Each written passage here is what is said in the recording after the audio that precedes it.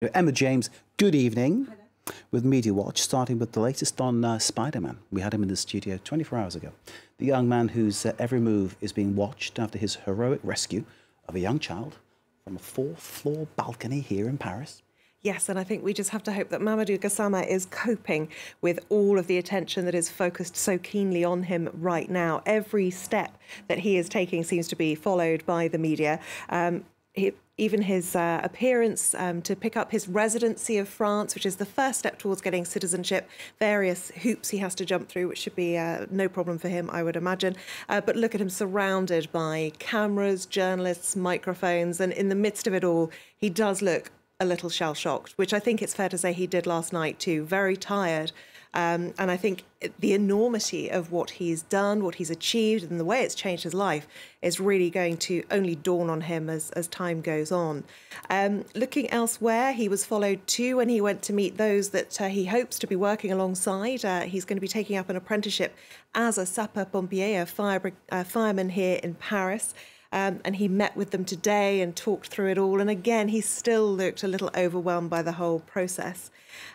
This tweet to this article in Le Parisien is answering a lot of questions that people have, because once we knew who this hero was, a lot of people were asking questions about why didn't the other guy in the video help the child up onto the balcony?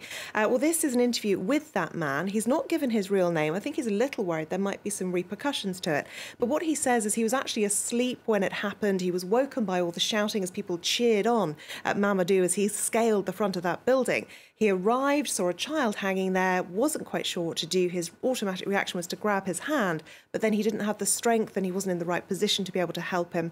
Mamoudou then came up and we all know the rest of the story. But it does seem a little unfair, really, that he's getting quite a bit of criticism for not having done a little more. Other people getting criticism are politicians who are supposed to be opportunistic, shall we say, on this one. Emmanuel Macron here, portrayed by the cartoonist Alex as a little boy hanging from the ledge, and Brigitte Macron is in the window of the Élysée Palace saying, "Quick, Mamoudou, the little boy's falling in the polls." Obviously a nod to the fact that some people believe his welcoming of Mamoudou Gassama into French nationality is all about trying to help with his popularity. I'm sure there's an element of that, isn't there? But... Well, yes, but I think he would have done it anyway. Yeah. It is one of those things where it is a win-win situation. Now, other politicians have been targeted by the satirists over this, including Marine Le Pen. She tweeted earlier today that this tweet is obviously false, she says, and we have to look at the border between satire and political manipulation. Now, she says it's obviously false. I don't think it's that obvious at all. This is how it looks. I salute the heroic act of Mamoudou Gassama, but if all migrants can climb up buildings with such dexterity, well, hello, burglaries. Don't be fooled, she says. But it's not her saying it, I hasten to add. It was done by Nord Press, which is a Belgian satirical site. They have their own Twitter account, and it does look very much as though this is genuinely a news outlet on Twitter. They also targeted Nicolas Dupont-Aignan, who is the leader of another right-wing party, Debout la France, France Stand Up, if you like. And they're saying to him in this tweet, and this is how they do it, they make it look like a tweet that they've just taken a screen grab of in case it gets deleted. It happens a lot with controversial tweets.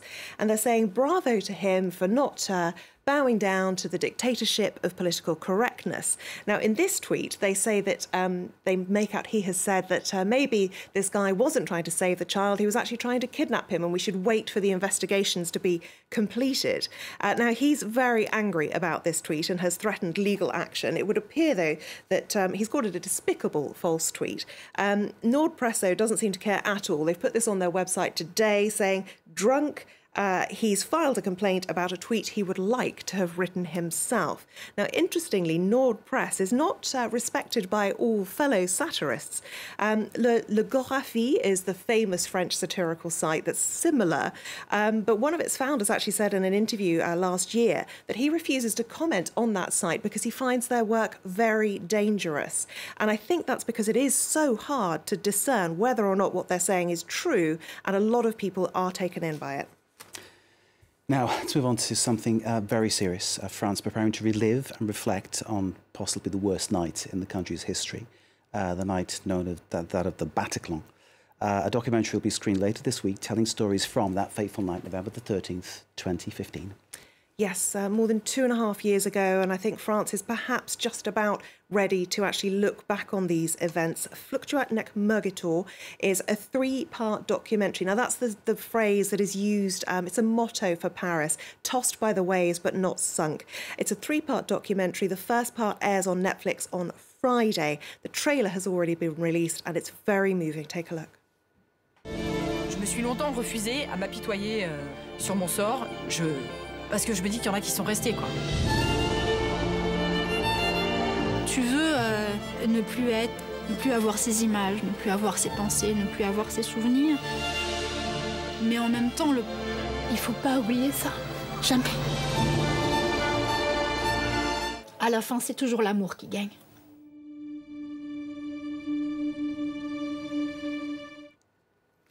So I think that's going to be a very, very difficult watch, but it will have been sensitively treated. It's been created by Jules et Gédéon Naudet, who also featured, they created a documentary about the 9/11 disaster, because Jules actually was filming with firemen in New York at the time, just coincidentally making a documentary.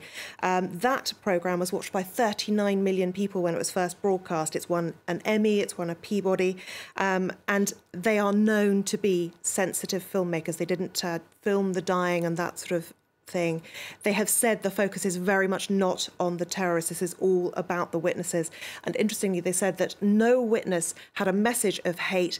This is a lesson in humanity. Indeed, this needs to be treated in a very sensitive way. It's something we need to watch, though, we need to be aware of, and we need to deal with in many ways. And before we go, I'd just like to just say the name of Matthew Osh, a colleague of ours who lost his life that night at the Bataclan. We all think about him every day, mostly. And obviously, we'll be thinking about him when this is screened later this week. Emma, thank you very much indeed. Emma with Media Watch. Kate with the business, as ever, Kate. Thank you. And thank you for watching. Stay with us. More to come here live from Paris.